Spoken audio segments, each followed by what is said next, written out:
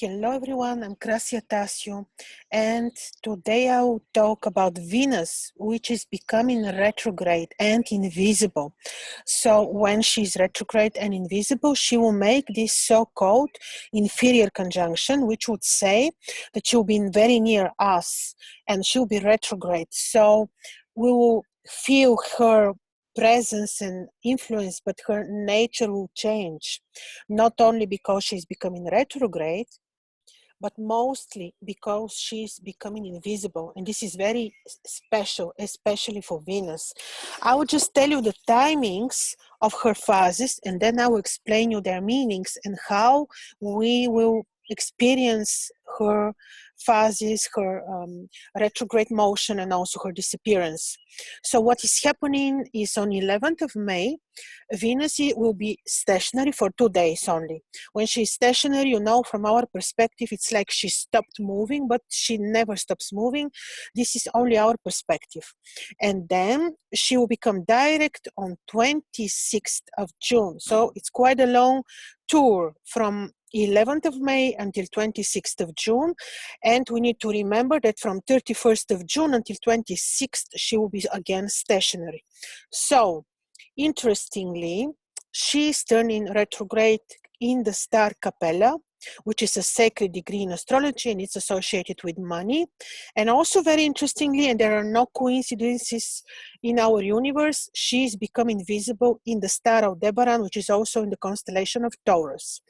So let's see what is the nature of Venus, because she is representing 3 divinities, and so was known in ancient Babylon. The Babylonians perfectly knew, and they were masters of the heliacophases of the planets, and they knew what the planets bring, and they would have these 3 paths on the sky, which were like 3 boulevards. These were the path of Anu, Ea, and Enlil.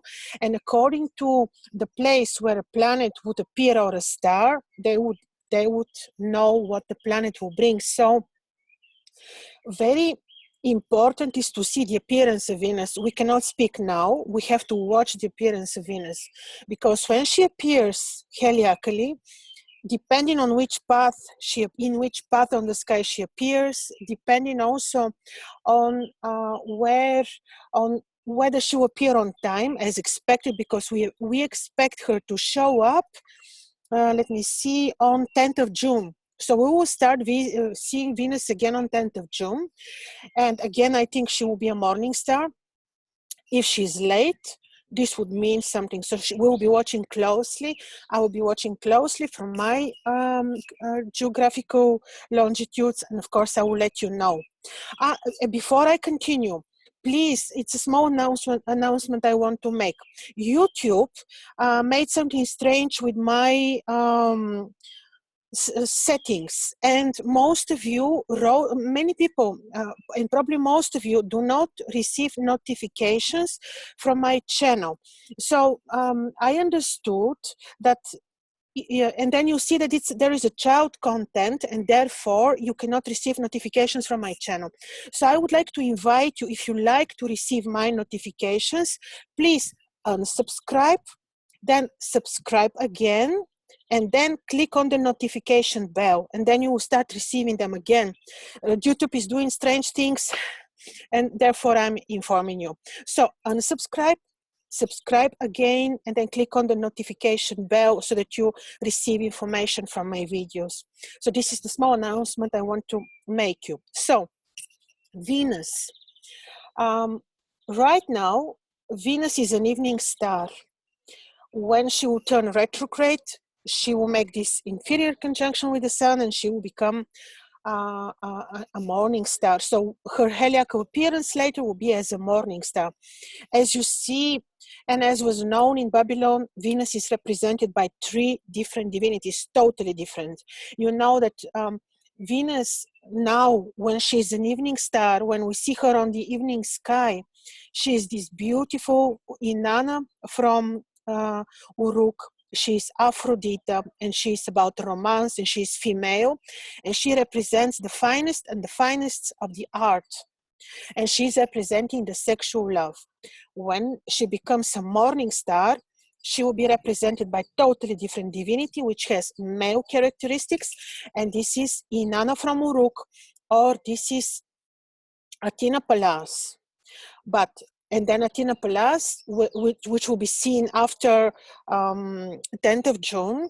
Athena Pallas, hopefully she comes on the sky on time, because if not, this will be financially killing us. But Athena Pallas, Inanna from Akkad, is male divinity. It is about wisdom, winning wars, and she's lofty, and he is lofty and very smart and very wise. And this divinity is a divinity which is advising the kings how to win wars, and also why lofty and why gorgeous, because Inanna from Akkad is in times of war would be siding not with the winning but with the losing party to help them. So we're talking about beautiful features if we manage to catch the high vibrations, the high octaves of the Venusian influences. But look what is happening. On 1st of June, Venus is hiding in the rays of the sun. 1st of June. We will not see her up until 10th of June. I'm very glad that this is only 10 days, and I hope it's going to be 10 days, because if not, it's not good. So we'll be watching, and as I said, I will let you know. I will be watching her heliacal appearance. So what is happening is she's hiding in the rays of the sun. Totally different third divinity, and this is Ereshkigal. She is the goddess, the queen of the netherworld. She is the queen of the netherworld, and Inanna is her sister. But Ereshkigal is delicate, but she was not considered benefic in ancient Babylon. And actually, even simply when we look psychological, simply from the material perspectives, what we see is when a planet is missing, the planet is missing. She's not there to help us. So is the case with Inanna, with Ereshkigal. She goes in the netherworld, and then normally this is giving huge lessons, karmic, when it comes to love and romantic life, because mythologically, she is in search for love, in search for her husband. So she's not benefic when it comes to love. She's not benefic when it comes to finances. Now, I've seen many horoscopes of people who have invisible Venus and who have very good financial status in of their lives. But when we are experiencing on mundane level her disappearance, it's always associated not with beneficial times when it comes to money. And luckily, this disappearance will be about 10 days. So she's Ereshkigal. She's very romantic. She's in search for love. And in many ancient cultures, people would never ever get married during the disappearance of Venus, because doesn't matter who is ruling your 7th house in your horoscope, when Venus is invisible, people have hard times with their romantic lives. Therefore, Inanna is descending to the netherworld, and this is Ereshkigal, and she will have influence on people's romantic life. Therefore, during this time, from 1st June to 10th June, to get married is not appropriate. Even to start relationships, to start financial initiatives is not good, because Venus is not there to support you. Remember, she's searching for love. And she's not considered benefic, because the whole story around Inanna descending into the netherworld and the relationship between the Ereshkigal and Inanna is not, it's a bit grim, and Ereshkigal killed her own sister. But apart from that, what is interesting is also the retrograde motion of Venus. And like I said, she will turn from one divinity into another. But all this is happening in the constellation of Taurus. And this is nice, but this is pointing towards money, material world. Of course, finances, markets, and love. This is Taurus. Because the most powerful axis when it comes to money is, of course, the axis of Taurus and Scorpio. So Venus is turning retrograde on, I said it on on the 11th of May, she will be for 2 days stationary, and then she becomes retrograde. I repeat, up until 26th of June. When she's retrograde, I don't think she's bad, but she's changing, and she'll be having this change in influence over the markets. You will see changes. The markets now are very low. When she's invisible, she will not support the race and the growth of the markets and the finances, but she will be changing the course. And also when she's disappearing, so when she's invisible, we cannot expect any positive development. Now, because all this is happening in Taurus, it's all about money, like we said, and it's all about money because she's becoming retrograde in the star Capella, which Capella is in the 27 degrees sidereal Taurus, and which is about money, and which is also a sacred degree. So sacred because it will have to do with our spiritual awakening and awareness, and this will be another important shift, maybe step forward or backwards for us to review our belief system. And then she will yes, and also when she disappears, she will become visible in the star Aldebaran. Aldebaran is the eye of the bull, and it is in the 15 degrees sidereal Taurus. It's one of the royal stars, and it's all about money and wealth and luck and power. So this is how Venus will influence the world market-wise. This could bring new opportunities financially, but not while she's retrograde. I believe that her heliacal rise in Taurus will be very important because this would bring some new financial opportunities for some and can have some very positive impact.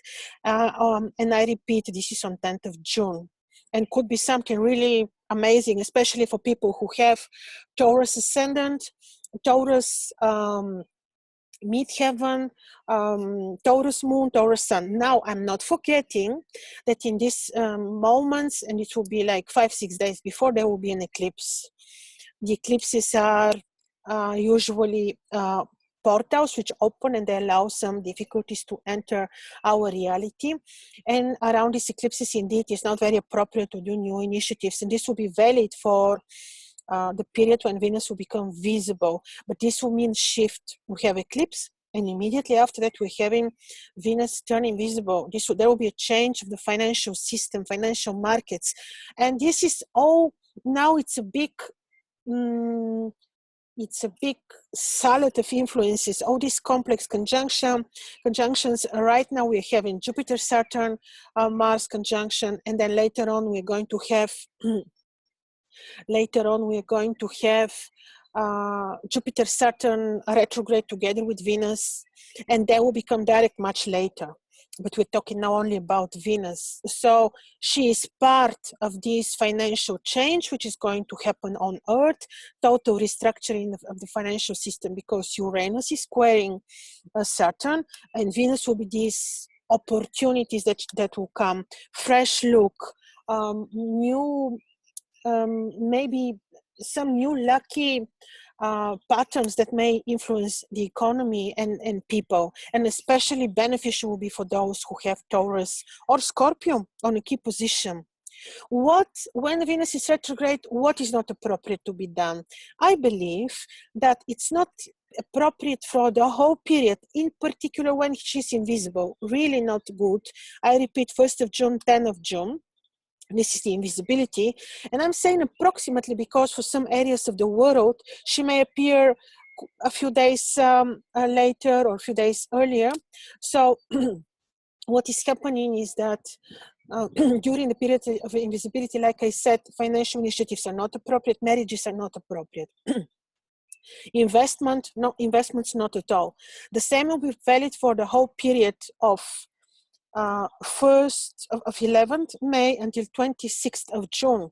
New businesses, I wouldn't really advise, because for a good business, we need Venus.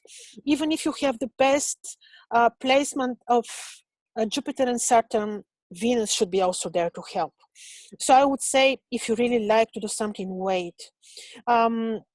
until Venus becomes visible. And also, let's wait and not do business around the eclipses. And I will separately explain you all the details around the eclipses, where I will be using the fixed sidereal Babylonian zodiac and the way they treated eclipses and the ominous characteristics of the eclipses. So what we shouldn't do, not new investments. I believe that this will have very volatile impact on the markets, because which is already fact now, and which was, and we are also having this life-changing influence of Jupiter and Saturn together and Mars, which is always each time when this conjunction would happen, the market would shift. Like, for example, if we have every 20 years, very low markets, when there will be such conjunction, this would bring corrections, and so on and so forth. So we can expect corrections, but it will be more like a mess now, because Mars is also there, and he is bringing enormous disharmonies and disturbances. A real correction of the markets we can expect in December, when there will be this typical Jupiter-Saturn conjunction, which will be happening in sidereal Capricorn. Then there will be a huge correction, total shift of the markets, like is happening every time when this conjunction is taking place, historical conjunction. Many authors from the Persian Arabic astrology would say in their writings, in the manuscripts, that this would be life-changing, and it's always bringing tremendous shifts in the world. And let's not forget that Saturn, excuse me, why I say Mars and Saturn, that Uranus is also aspecting all this. So this is important to tell you. So Venus is always good, especially in Taurus. Yes, she'll be invisible, hopefully not so long. When she's retrograde, we can do beauty procedures, but not invasive, or not if we expect some huge result, because she can bring us back to repeat the procedure. But in any case, in the period of her visibility, even retrograde, she's good. I know this. I was watching her very closely, and she was never devastating when retrograde, so don't be afraid of this. So this was my description of the 3 phases and phases of Venus, which we'll be seeing very, very soon. I'll explain you about the other retrograde configurations on the sky. And yes, if you like this to be seen in your private horoscopes, you can contact me on my website for consultation. And your comments are very welcome. Thank you.